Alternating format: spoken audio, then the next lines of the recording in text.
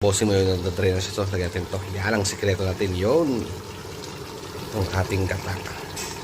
Gawin mo to sa yung adobong itik. Sigurado. Taob ang kanin. Yan.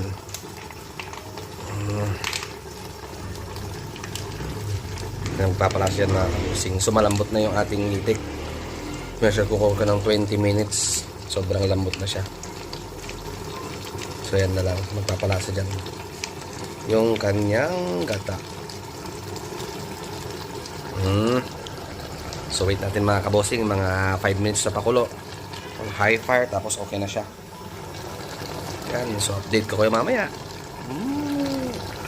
At ayun mga kabosing, ready na siya.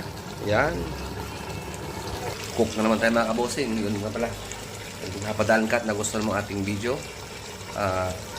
mag-iwan lang po tayo ng like, pwede na po nang i-share